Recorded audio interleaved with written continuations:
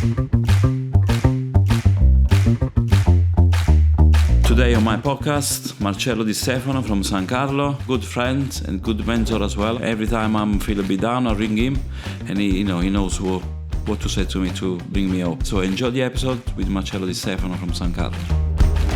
Welcome to Marcello di Stefano, owner of San Carlo, one of the biggest company, I think, or chain, I don't know what you call yourself. Don't call us a chain, how dare you. That's what I say. How you want to call yourself? That's fine, a big company, a family-run company, that's important. Yeah. Here in Manchester and all over the world, all over England. So, become a monk, okay? I become a monk, okay? My thing is, I'm born in Italy and I'm made in Manchester. What about you? I was born in Manchester. Okay. To be fair, I was actually born in Trafford. There we go. Trafford Hospital. And then always been, not always brought up here. I think first 7 years of my life, we lived in Leeds. And my father, he had businesses, he had hairdressing salons in both Leeds and Manchester. So we started there. And then after about, I think I was around 7, we moved to South Manchester. Okay. So ever since, I've always felt like I'm a Manc. And as far as the business goes as well, the business was actually started, this San Carlo business was actually started in Birmingham in 92. Why Birmingham? Just because that was his first restaurant. All right. So he was involved beforehand. There was a partnership of 4 people. One of them was actually my godfather as well, of 2 restaurants in Manchester, which were really famous back in the day, called Coco's, next to Lewis's on Fountain Street. And then Cockatoos, which was under the arches next to the Ritz. Yeah, then opposite the Hacienda. I think it was Gorilla then for a while and stuff. Yeah, it's not far. And at the time, it was really well known. Alfiero was quite flamboyant, who ran the restaurant. And they kind of reincarnated the Sistine Chapel on the ceiling. So it got a lot of notoriety. But my father decided to go off and do it by himself. Okay. And in 92, he opened in Birmingham. So essentially, the original San Carlo, although it opened in Birmingham, to me, we came back in 2005 with San Carlo, Manchester, but it's always felt like we were a Manchester business. And now our head office is here and I've moved everything back up, 7 or 8 years ago. So all your base now is Manchester. So from Manchester, you're going all over the world. Yeah. That's good. Very nice. Yeah. And actually, I think it was San Carlo Manchester was actually the turning point for us as a business and for the name. When we opened, there wasn't really much else around. There was a few well-known restaurants, but nothing on the scale like there is today. Yeah, I remember that time when you opened. I just arrived in England. Really? Just arrived here in 1992, but I used to work outside Manchester. Yeah. And then we used to come in, and then I remember when San Carlo home, and we were talking about the San Carlo restaurant. Yeah. And that time, we were like only young and, looking for a job and stuff like that. So I don't think I never come for an interview or never applied, I don't know why, but always, to be honest, I didn't do many restaurants. I think I worked in about 3 restaurants before I opened my own. So I never been around like many people do, like here, there and everywhere. But I remember everybody talking about this San Carlo. I said, okay, so we got to try. So, and then, now sit here with you and... it's amazing. It's amazing, it's... that's why I said, become a monk, because even if I didn't, grow up here or born here, I feel like I'm a part of all of you were already here. Yeah. So, and, I'm sure your dad... He's got a lot of stories before. He feels the same. Manchester for him feels like home. He came over in 64, I think, 1964. Didn't have any money at all. We'd come from, you'd understand in Italy, I say a poor family, but didn't live poorly, because in Italy, people, even if you have no money, you still live well, don't you? Because the food wasn't expensive and, you eat well, you go to the beaches. They still do the same thing today. I think in Italy it's different richness. Yeah. Compared to here. Richness here is having money, having cars, having big house, have everything. In Italy, be rich is when you can eat vongole, when you can eat prawns, you know what I mean? So for every family, that's exactly different. So he came over here with very little money. My grandmother was a housewife. My grandfather was a roofer. he just went from building to building or town to town to go on fixed roofs. So very simple beginning. But my father did look towards England as I think in those days, in the 60s especially, I don't know, the way maybe we look towards America at some point is, and your dreams could come true. And I think coming from Italy, which was always, it's post-war, it was always going to be a bit of craziness, a bit of casino, as we say. So he thought he could make something of himself, and he came over here as a hairdresser. My father actually built his network of friends and stuff. Even though we were in Leeds for a bit, Manchester was always our home. It was always...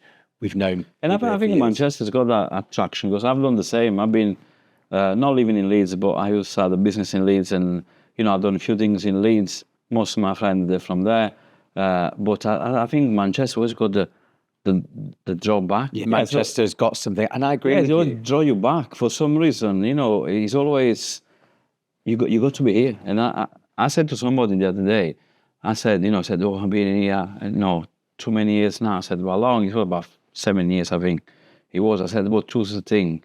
You reach 10 years and you leave, otherwise you will never leave again. Yeah. Because you're going to get too old to go back in Italy and start something, or here, after 10 years, if you've not done anything, it's not much you can do.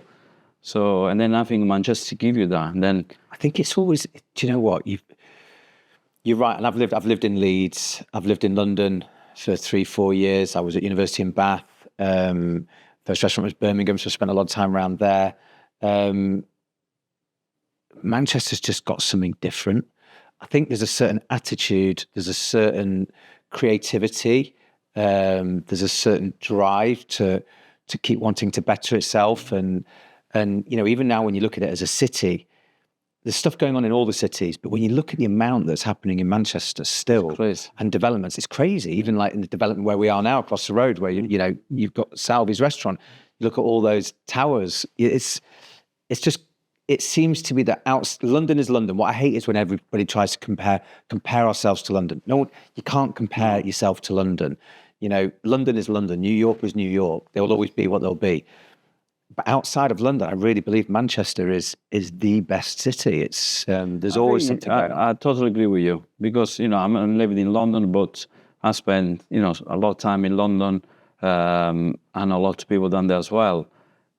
And it seems like it's not the same. The community is not the same. The vibe is not the same. It's touristic. You get, I don't know, 1 million people a day coming in. Manchester maybe get 100. You know what I mean? But we're still surviving. We still make... the only thing I don't really agree with what happened now, if you got a brand in London, in theory you made it, and then the brand that in Manchester is very hard to come out. But I disagree with that. I think 20 years ago I'd have agreed with you. I think we used to all think. Funny enough, I was at a conference last week, brought this up, and I was sat on a panel, and I said we used to think in the provinces, God, can't go to London.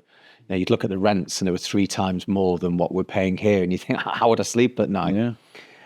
And there was also a bit of a snobbiness in London as well. Like, what are these people from the provinces going to teach us about restaurants and whatever other businesses or creative businesses?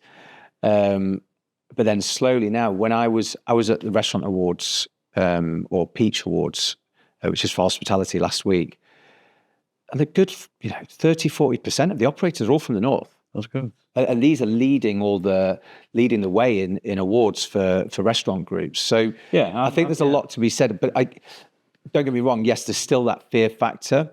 But actually now we're getting brands that are going, not just looking to London, looking around the world to open, because the place is a much smaller place now. Yeah, I think it's easy for us to go to London and make it than maybe I'm completely wrong, but a brand from London to come to Manchester, because we've seen it before with a lot of brands. They come in, like Jamie, like Oaxaca, like, the Entrecote.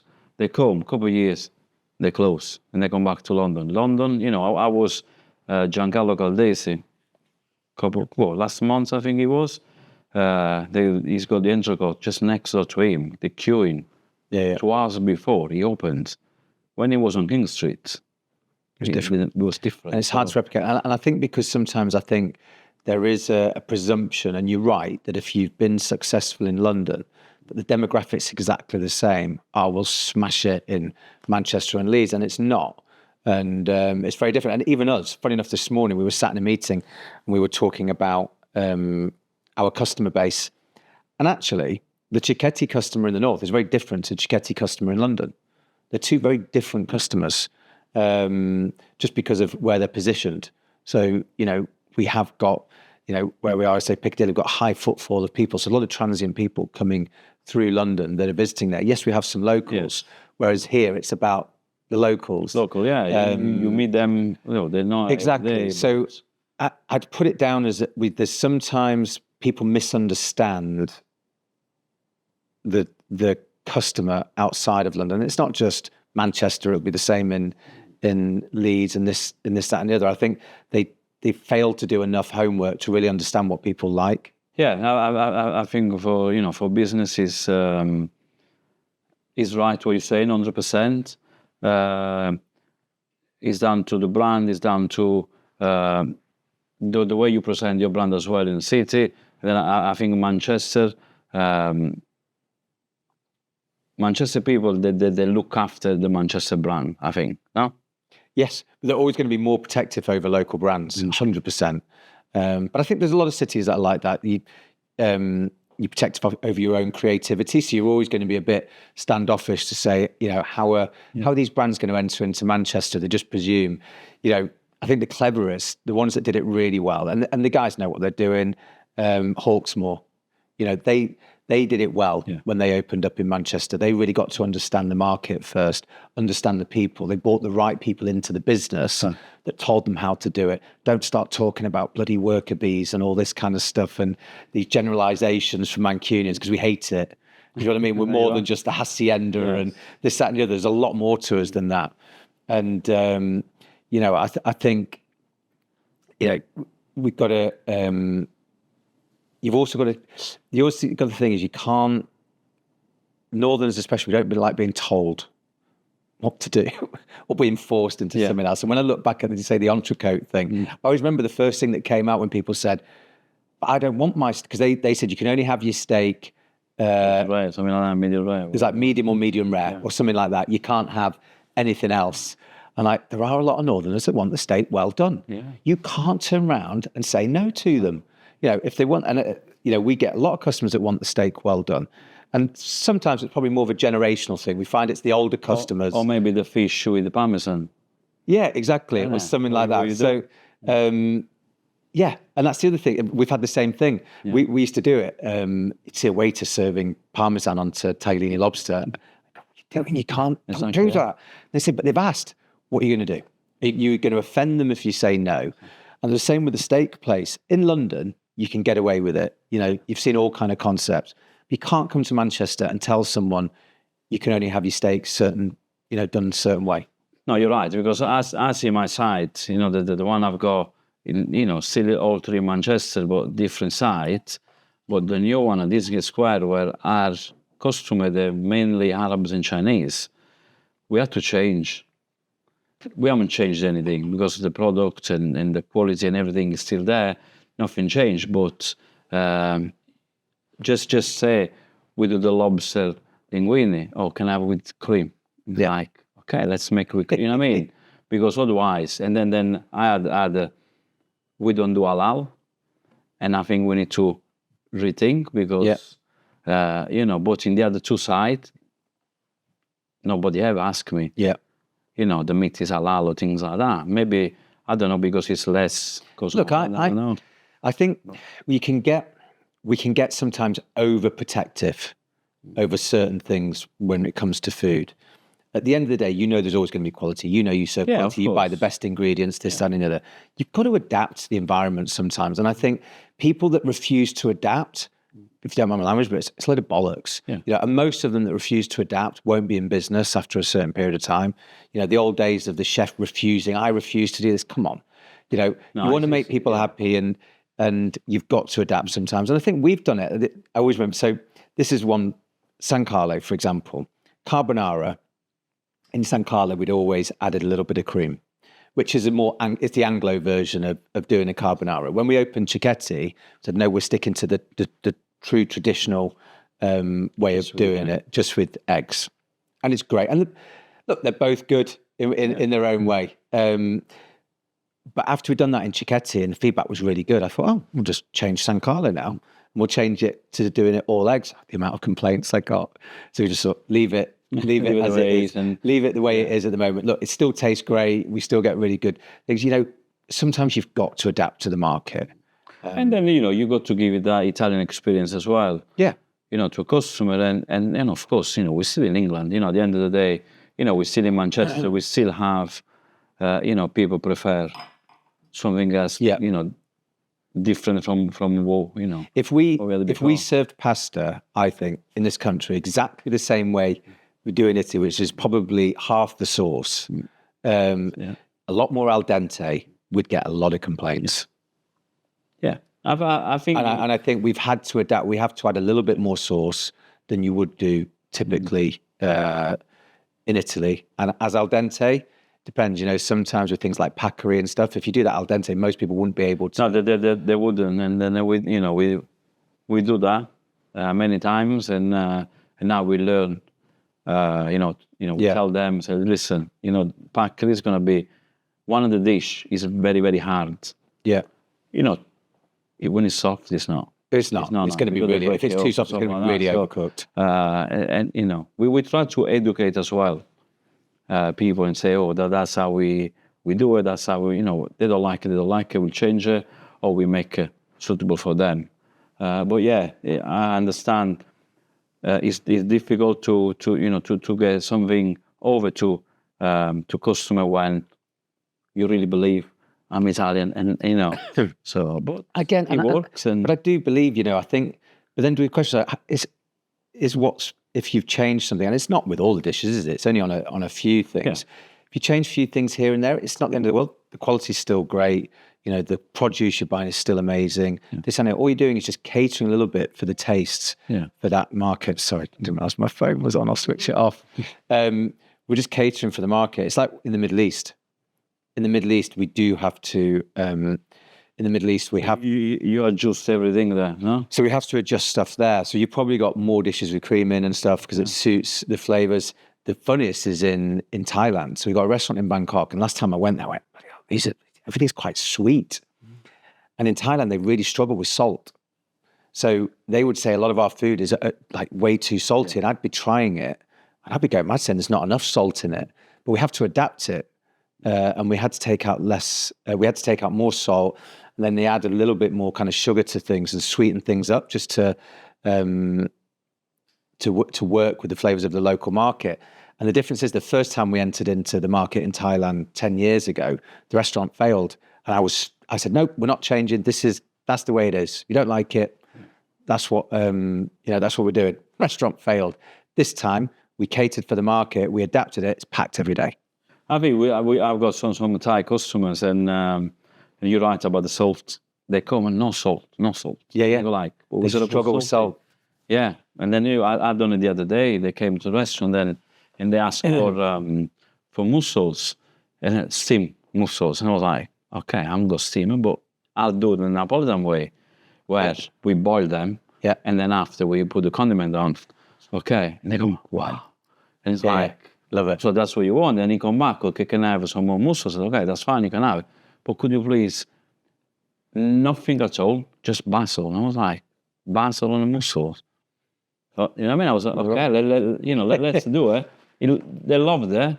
But I was like, okay, you got to do it. You cannot do it. But as long as the mussels, they're good, and they appreciate what you do for them, that's good enough. So, and I think one of the reasons why Italian restaurants have always been so popular as well is that we are flexible. Yeah. It's funny that you go to most Italian restaurants, we've got over 100 dishes on the menu, and people still come in and want something different. That without. And actually, we're really flexible. And we say, if we've got the ingredients, we'll give it, we'll try it for you. Whereas a lot now, you go to restaurants, they can't move outside of their, of what's there. Well, I think that's come back to what you said before. I'm not a chain. That's why. Yeah. If you're a chain, you stick with your menu, you can change anything. because with family-run business, we can we can make everything suitable for everybody. So now that's very interesting. And then what do you think Manchester is missing now? What is it missing? I don't know. I've never thought about what it's missing. I think we got almost everything, no? I think we have. And I think, if you look at our industry, the creativity in our industry is amazing now. Like, you think about all those restaurants in the northern quarters, like great ideas and names. And I think, these markets like Macchimera and all that kind of stuff have just added to that ability for people to be able to express themselves. I find it quite exciting. For many, many years, all of us in our industry, there was either Italian restaurants, Indian restaurants, Chinese restaurants, and they were all pretty, everything was pretty much the same. Suddenly now, you've just got all these amazing concepts. Yes, there's a higher amount of attrition, which means that lots more are closing, but there's always that creativity. And it's felt like, especially outside of London, that Manchester's led the way in that. I think we've probably been closer to the Birmingham market, Leeds market, and Liverpool market. And although they've been strong, it's been nothing like on the same level of what's happened in Manchester. But the good thing that's happened is from that has then spread to those cities. And it's nice to see when you do see new concepts or concepts from London and other stuff coming up to their first city they choose is Manchester. But I think it benefits the whole north now. So it's it's growing and growing and growing.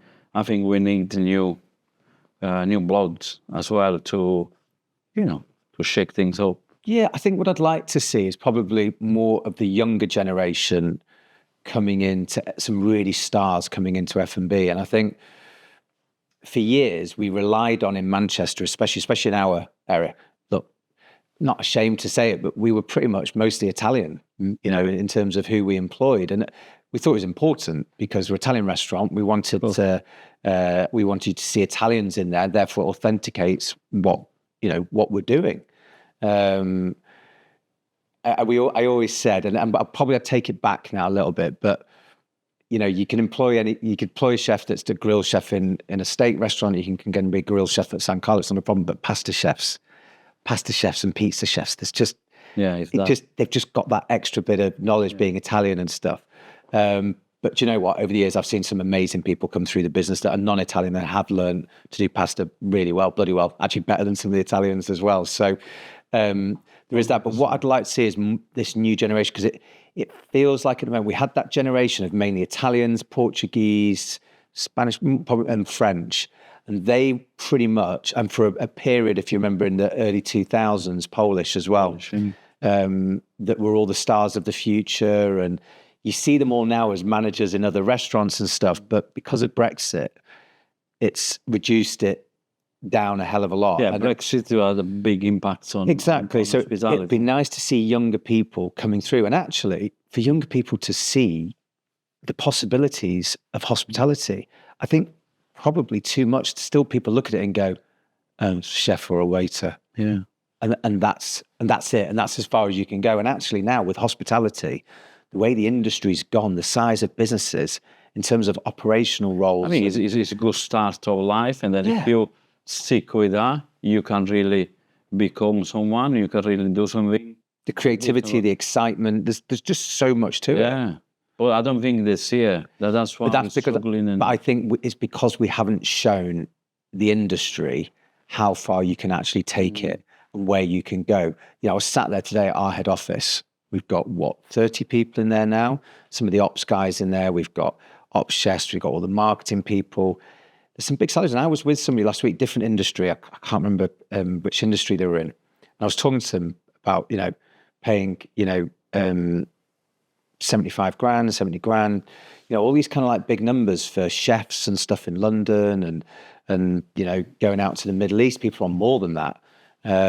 They could be on 150 grand. And they can't believe what in hospitality. I'm like, yes, there is a journey that starting off as a waiter or a food runner, starting off as a prep chef, that's just the start of the journey, but it can take you quite far if you have a passion for it. And I think it's that element people don't know about.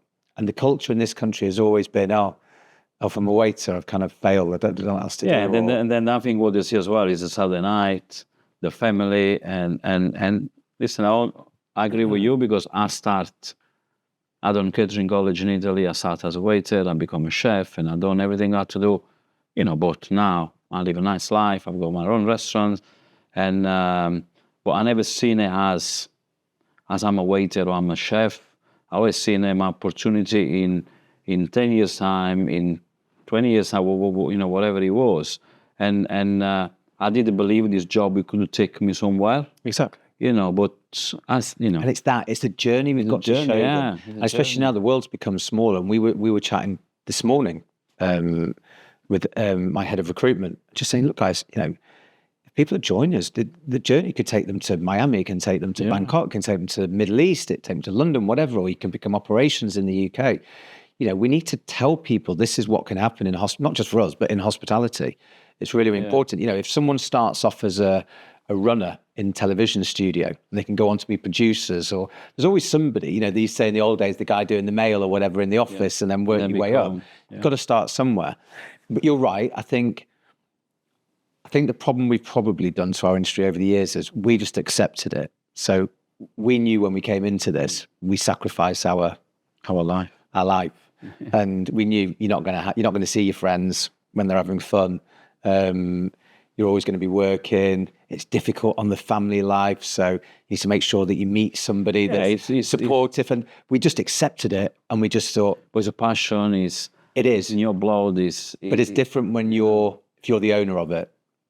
There's different stresses, but it's different if you're the owner of it. If you're somebody else that's working 6-7 days a week, you're working day and night. Yeah, I know we did it, but we're in a different world now. Yeah, we're different world. We can't just keep saying we did. So the point is, then COVID came along. Everybody sat at home for 9 months and went, oh God, this is quite nice actually having a bit of a life and a bit of spare time. And I enjoyed it. Yeah, exactly. We all enjoyed it, and so everyone just enjoyed it and thought, actually, I want something a bit more. Yeah.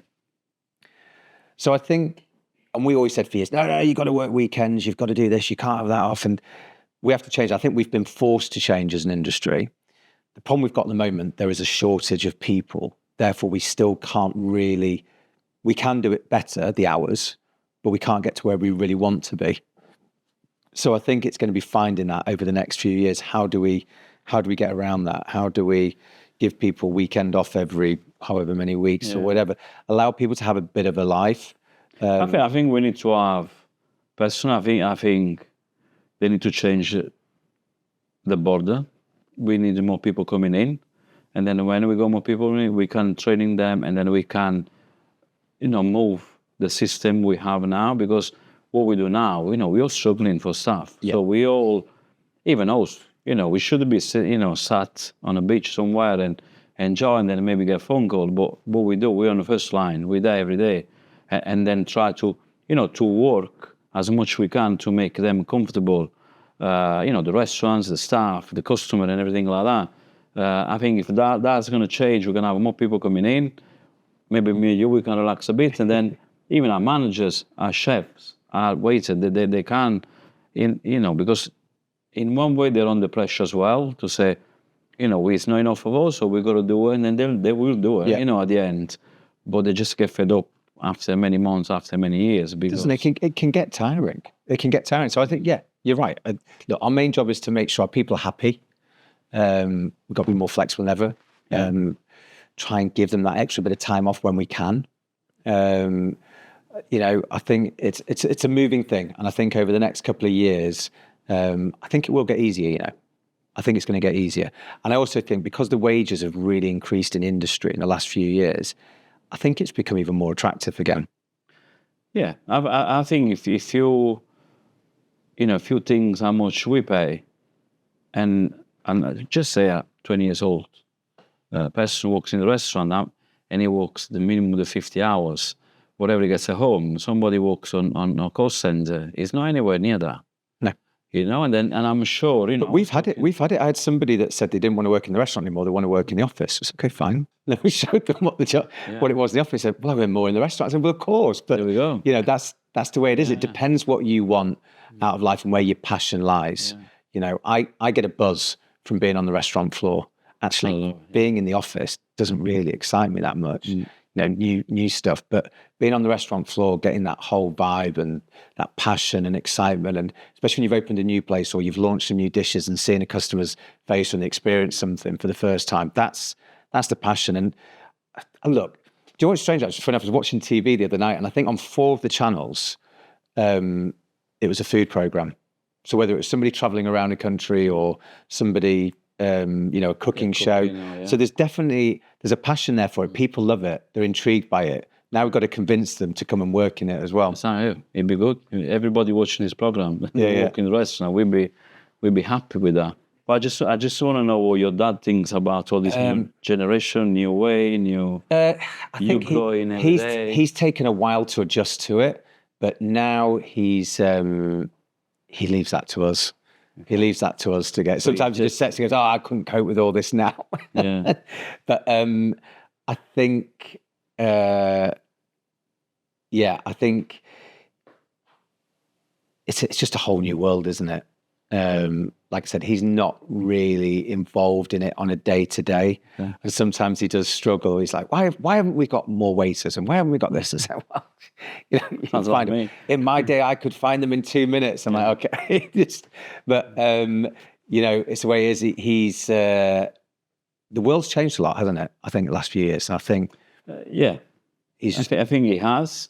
And it was interesting, actually. Sorry. It was on the Brexit thing. So whether you're for or against, I think he said because he'd built his life here and invested so much time and grown a business here, and he worked 7 days a week all his life, and he would be the first person to promote this country and just say what it's done for him, and Manchester as well. And he speaks so romantically of it, about going out back in the days and all the clubs in Manchester and the days when the Piccadilly was the place to go and the casinos in those days and all that stuff. So. But he said when Brexit came along, the first time ever he felt like an outsider. And he's never felt like that before. And I felt the same. And he said it made him feel a bit like... I don't know if we're going to say that, but when we done that, I think we become immigrant. Yeah, that's what he said. He goes, I've never felt like an immigrant. Yeah, before we were Italian. We're Italian, He said he was Italian, but in Britain. Exactly. And he loved it and lived and breathed it. And he would always promote this country to everybody, and he still does. But you're right, he said exactly the same thing. So for the first time in my life, Marcello, I feel like an immigrant. Yeah, and to be honest, I never felt it before. I've always been proud to be here as an Italian. Yeah. And then with that changed, I don't know. And I think romantically, a lot of the classic restaurants back in the day, especially Italian restaurants, or French, they were full of Italians or Portuguese. Yeah. Signor Sassi in London, a lot of Portuguese as well. I can't remember which era it was, but again, and it was kind of the expected thing that you'd have foreign waiters or managers. Because, it was part of the feel of the restaurant, which is probably why we're in so much trouble now for trying to get people through the system. But he felt exactly the same. It was funny, customer used to come and I remember now it's different. I remember they used to ask the same question. How long you been here? What's your name? Where you coming from? The town we're going, oh, beautiful. And, we always had the same conversation. And when we didn't speak English, because I didn't speak English when I arrived. That didn't. It didn't bother me, but I learned them 3-4 phrases. So I know what they were saying, and then I could answer. And then when they asked me something else, I was like, sorry, what are you saying? I don't speak English. So, you were speaking English today. I know exactly what you're asking me. Yeah. So, but I think it's changed. But I think we're coming back. I think we've just gone through a difficult period. I think we had Brexit, which came in stealth-wise because we were in lockdown at the time. So we didn't really know the effect of it straight away. So Brexit, we've had coronavirus. We've had all these different things that have really hit our industry very, very hard.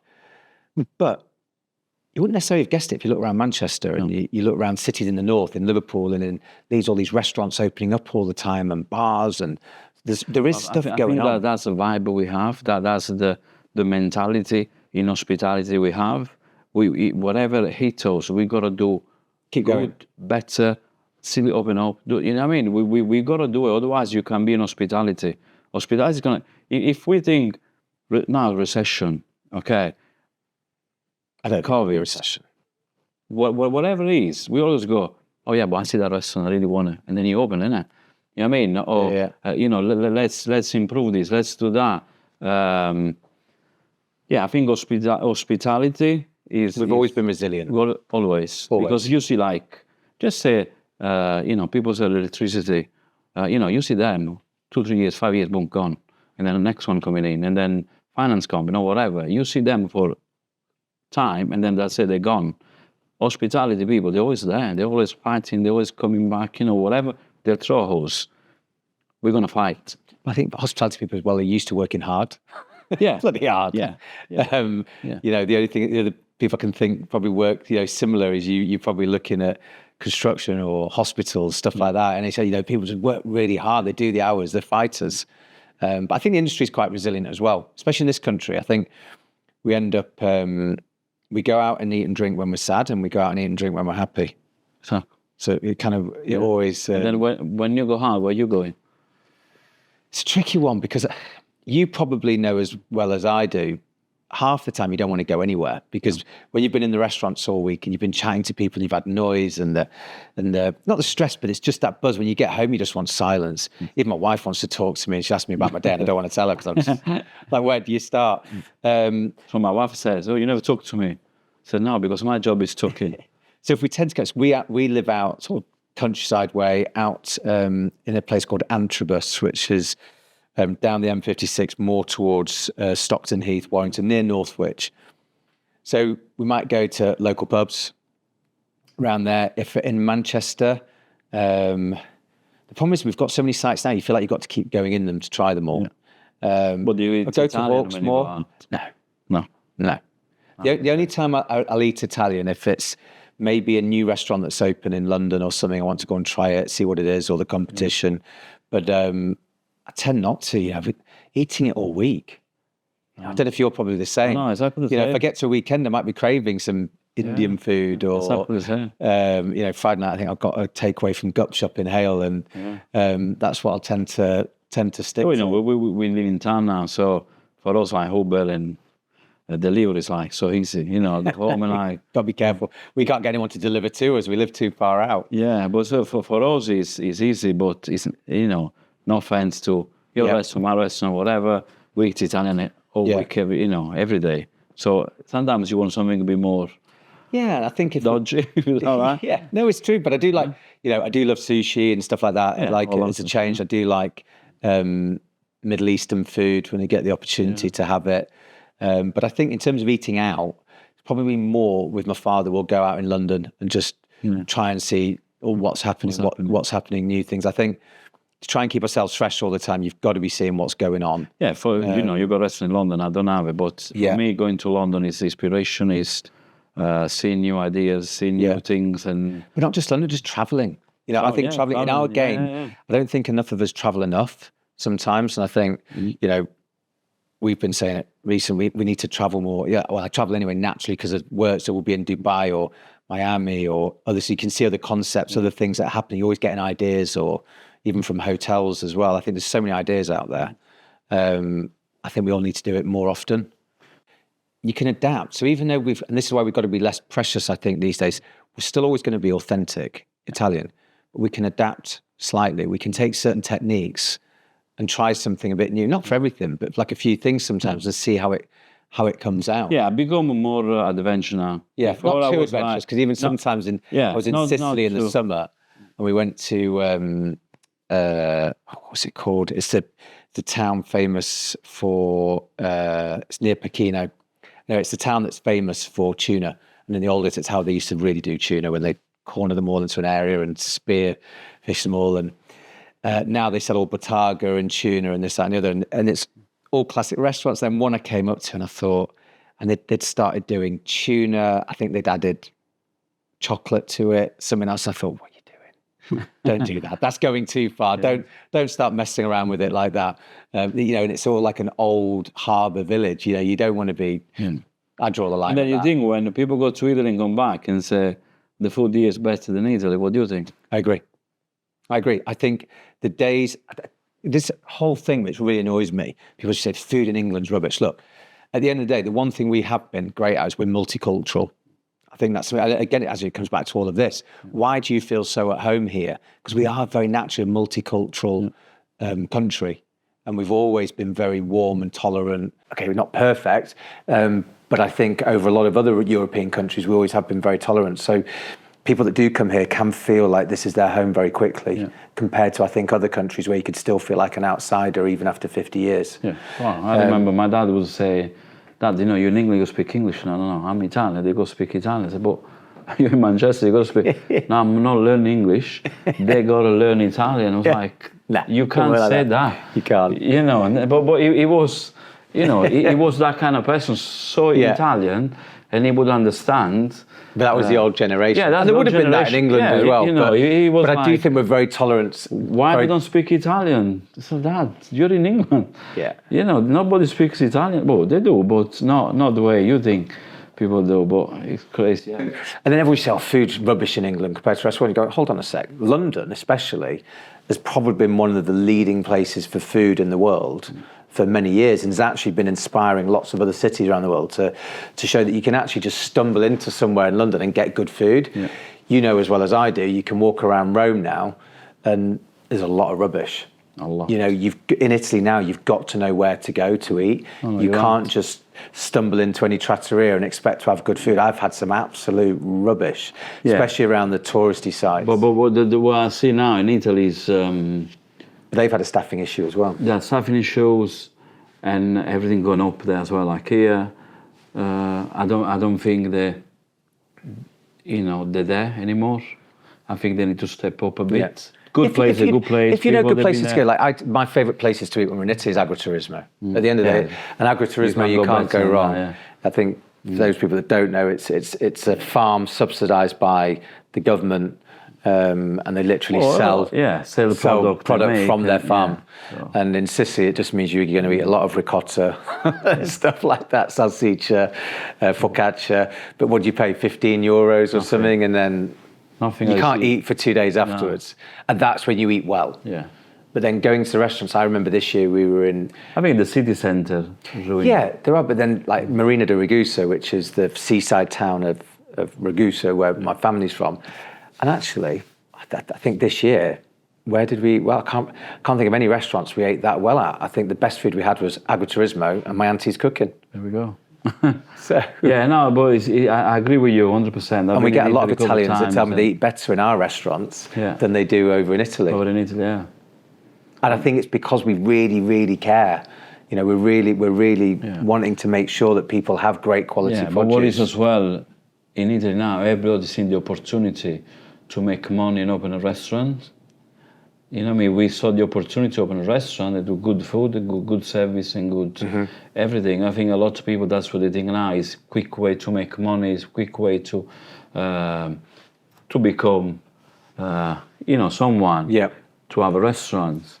But they don't know the hard work is behind, they don't know the work we got to put in to be where we are. You know, a lot of people see your brand, see my brand, they go, oh yeah, but they got this, they got that, whatever.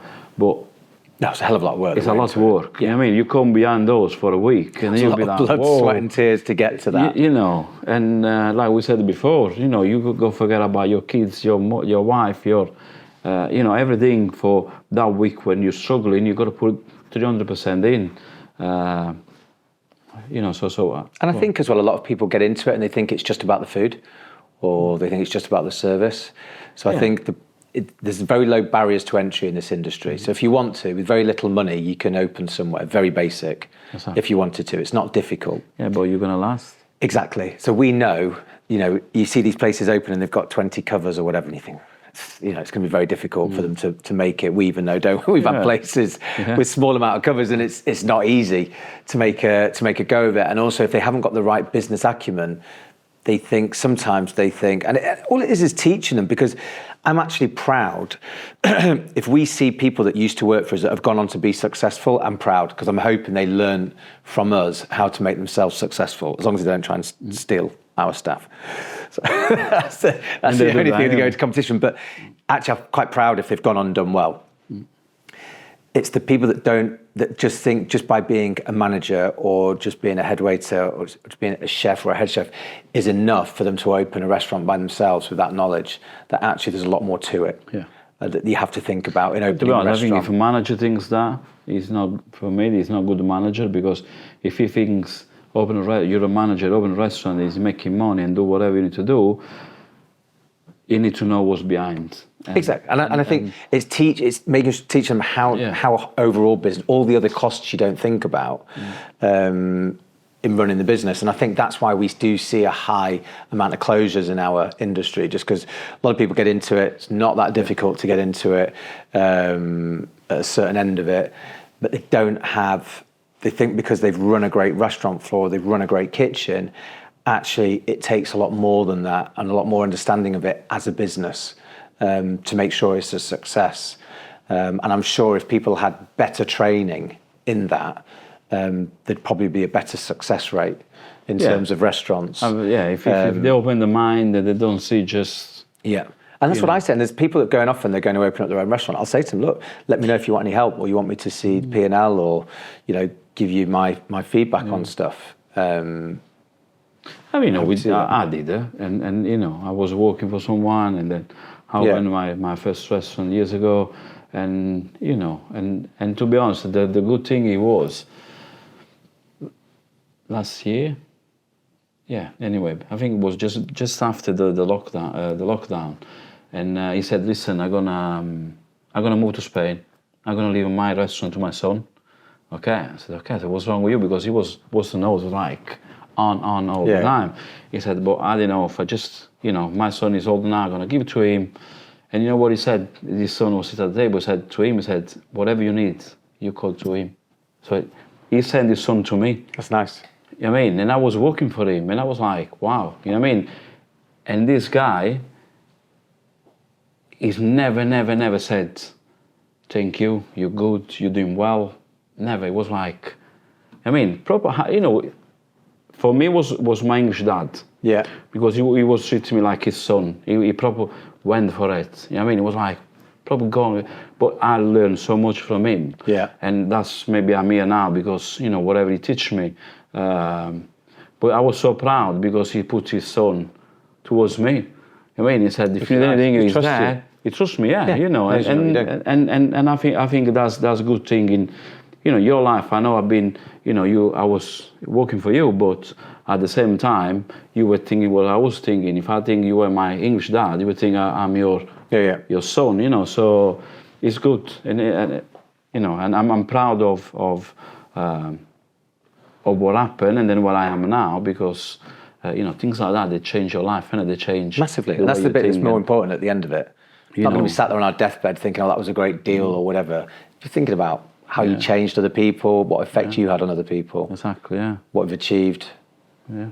It's hopefully, we can move on and do better and better and better, and then people work for us. They're gonna take the next generation from us, isn't it? So of course, when we're 18, 19, we're sat there looking at anyway.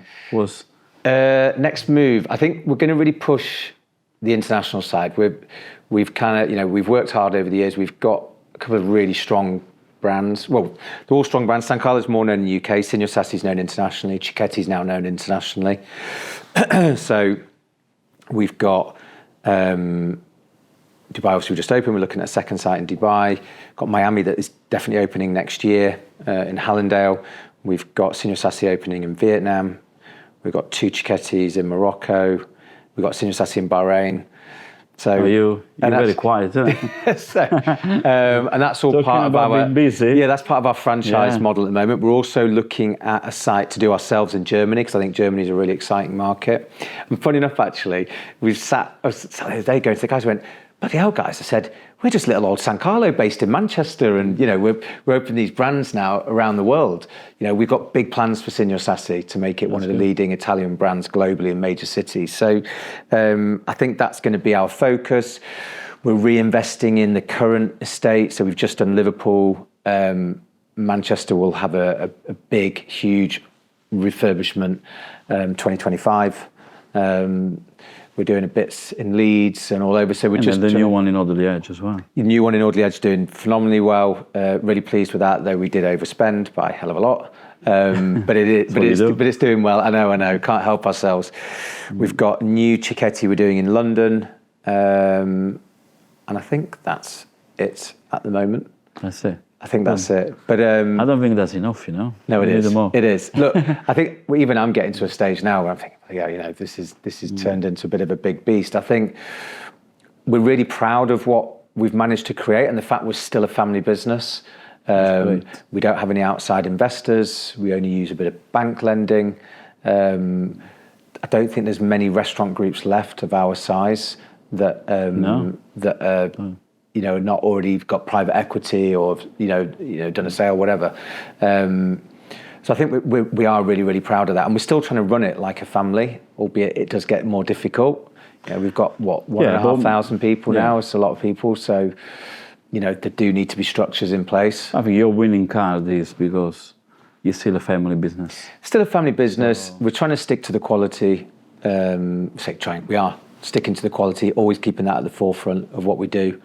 And just trying to overall improve the customer experience wherever we can. Perfect. Marcello, it's Thanks, been a Maurizio. pleasure. So Thank you. It's been good. Marcello, San Carlo.